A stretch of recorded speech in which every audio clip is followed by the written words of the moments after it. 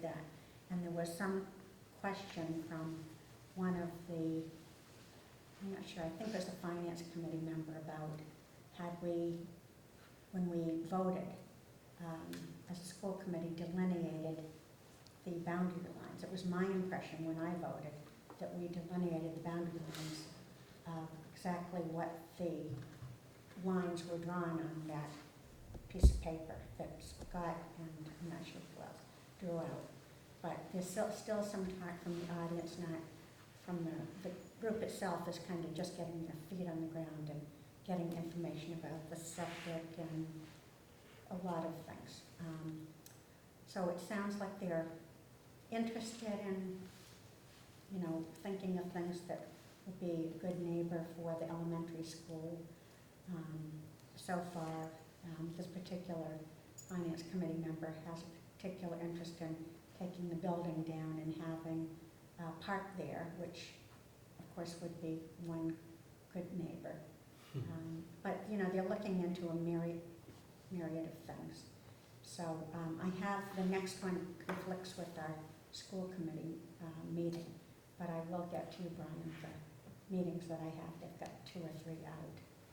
And that's all I know to report. I know Sam discussed some of that with you, so Yeah, Sam, you might know some more. Sam presented the same graphic that we had Sam present to the committee, over a year ago, and I'll speak, from my personal view. I think the line that we had on the graphic, I've always looked at as very flexible. I think the important thing is emphasizing what the needs are for that elementary school. There's a need for some parking, there's a need for fields, and we want to respect the ability to be able to have a elementary school soccer game and elementary and the local baseball or softball teams be able to play on that diamond. So we were trying to draw a line that would have that happen. Can the line get bumped a few feet this direction or that direction, or have it angle off over to the side if there's a need? I think it's important for us to work with the town to see the property repurposed appropriately, and ideally have a good neighbor, whatever that neighbor looks like, next door to the elementary school. Brian. Scott, when we voted a few weeks ago to authorize you to turn the middle school over to the town of Harwich, what was the specific procedure that you followed after that? I mean, was there any kind of written document or? There was a conversation with the town manager, and I shared with him the vote, and we can send a written letter. They have the keys. It's the nebulous. Yeah. So I mean, I guess if they start paying the bills, then I guess we'll know they've assumed responsibility for the building. But Sharon's point is a good one in terms of what we specifically turned over in terms of building versus the property surrounding the building. And if that's still loose, that's fine with me. And I think that it seemed to be a very loose thing in that even when they were looking at the potential for the property to be some sort of housing, that there was there was an access, there was this want to by many to have an access off of Sisson. So so when that bid was developed, they came up with a way that there was a little roadway carved around what's currently the parking at the middle school. And I can imagine that depending on where this repurposing committee goes and what the next potential incarnation is, there may be a want or a desire to carve things differently. And I don't see any reason why we shouldn't work with them to be as flexible as we can to make sure that we get a good neighbor and that the town use that facility, or either, take it down and have it be a park, or, sell it for, for what they can. Right. Of course, the difference is with the last iteration of the repurposing committee, we still own the property, or we still were, in control of the property, and now we're not. So I just hope that our bargaining strength hasn't been reduced at this point. Sharon? And I can just say, speaking as one member of the committee, that when I voted, it was strictly on the exact boundaries, because I'm not looking at that like this year or next year or the year after, being flexible on what our needs are today. I'm looking at that as 100 years from now, or 50 years from now, what the needs of the school will be. And when we look at what's happening at the high school and the elementary school being bulging at the seams, or practically bulging at the seams, and they're talking about different committees in town putting in low-income housing various places. I think it would, personally, I think it would be totally irresponsible for us to not protect that land, so that taxpayers in the future won't have to find another spot to build a different school. I look at it financially as well as for the kids. So, I just want to emphasize that, that there wasn't a surveyed line. That was the superintendent in Photoshop, I think, drawing a yellow line across a Google Earth image.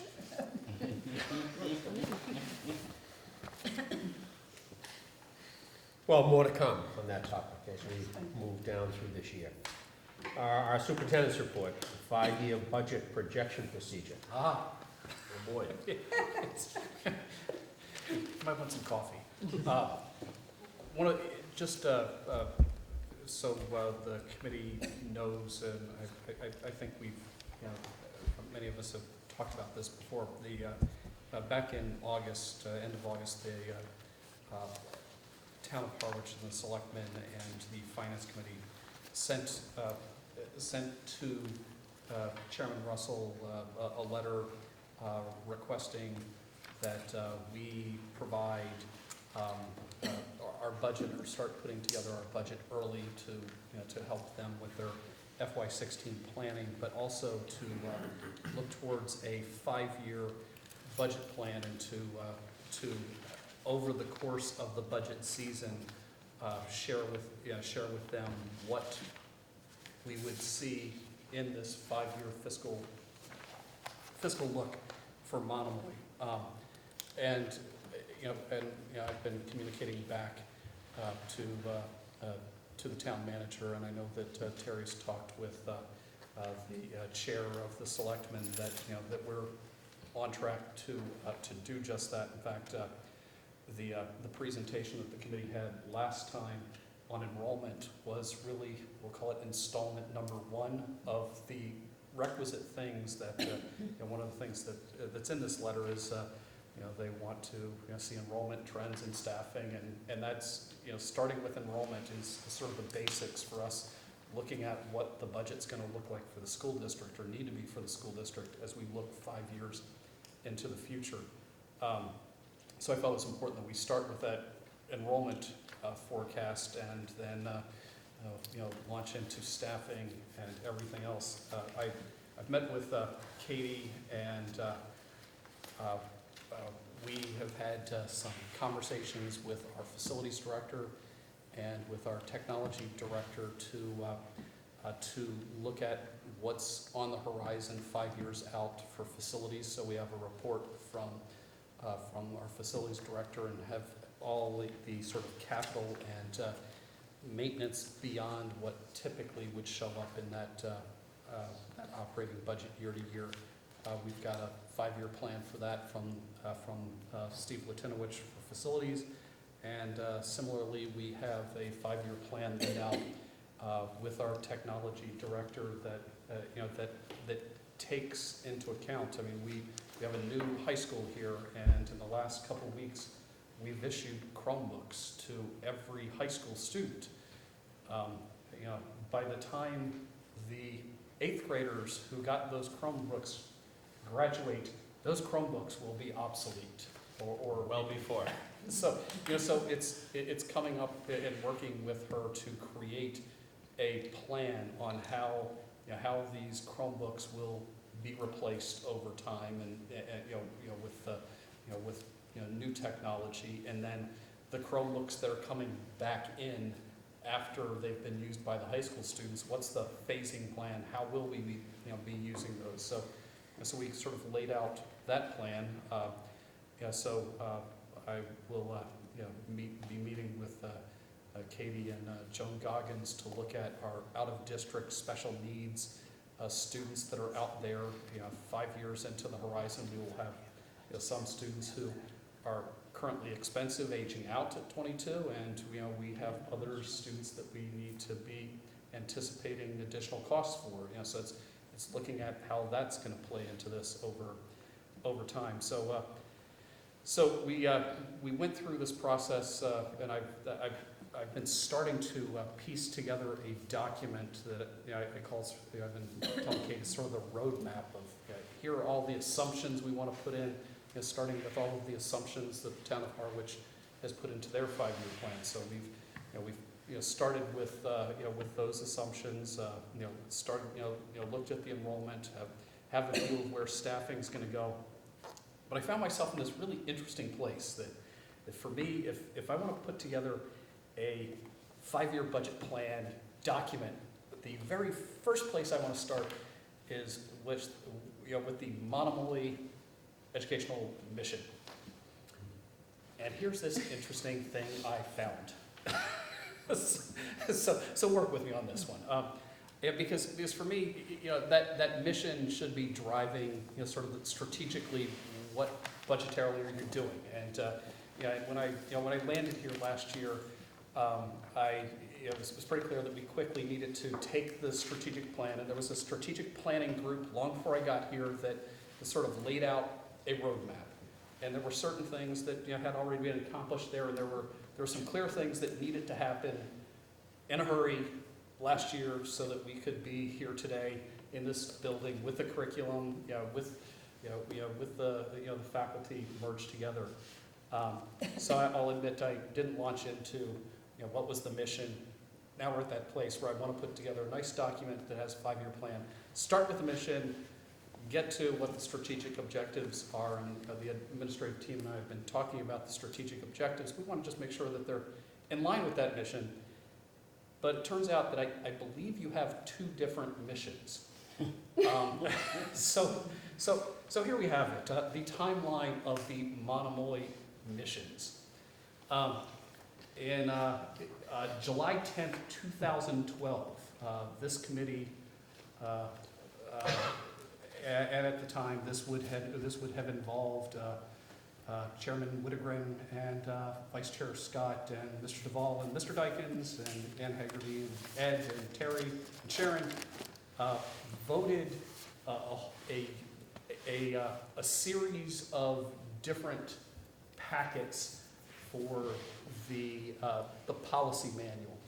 The packets A through G, you took time voting on, and at the front of section A in that policy manual was a mission statement for the Monomoy Regional School District, which reads, the mission of the Monomoy Regional School Districts, in partnership with parents in the community, is to create a safe and healthy, caring and supportive, student-centered and academically challenging environment that nurtures the development of knowledge, habits of mind, character and enthusiasm for learning to enhance personal fulfillment and become productive members of society in a rapidly changing world.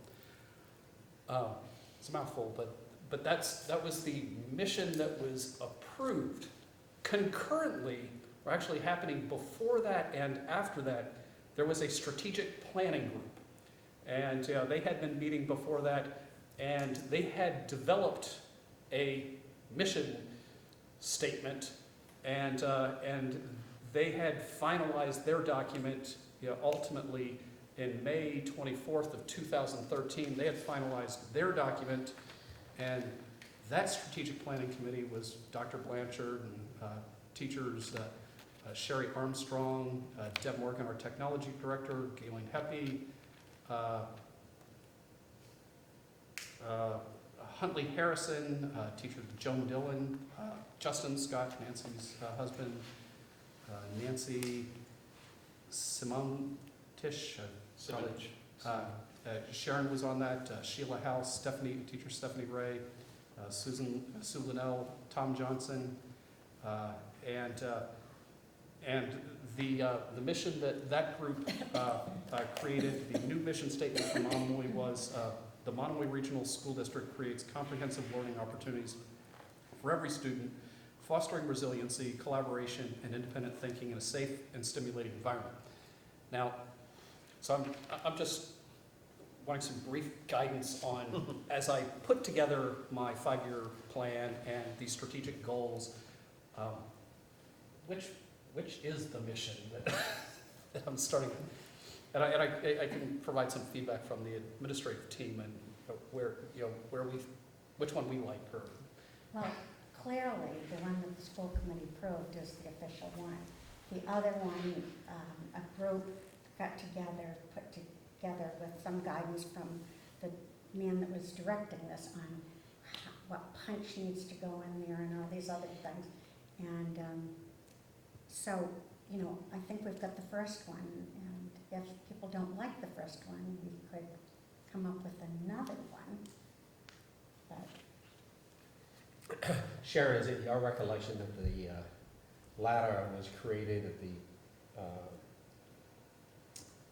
Chatham Bars Inn all-day workshop? yes, No. and, or was it, it was, that group of people were there, though. May I speak? Go ahead. Yes, you have 5 minutes. I wasn't here, I'll just go, I'll leave now. Talk amongst yourselves. It was a subcommittee that was formed. There were several subcommittees that were formed from the strategic planning, big Chatham Bars Inn. And one of the subcommittees was in charge of developing a mission statement. And the shorter mission statement was the one that was developed by that subcommittee. We did it in the conference room of the old high school.